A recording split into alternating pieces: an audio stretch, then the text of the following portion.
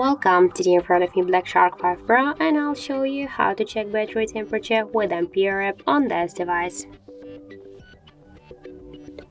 So first let's open the Play Store application, and after that here in the search bar we should enter Ampere. And now we should get this application, that's why tap to install and wait a couple of seconds while this application downloading and then installing on your device.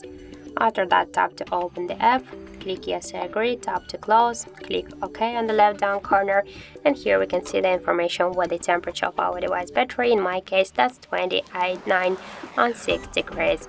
Also we can find here more information like the battery health, capacity, temperature, device model, Android version, and more other info. So that's it, thank you for watching, and if you find this video helpful, don't forget to leave a like, comment and to subscribe our channel.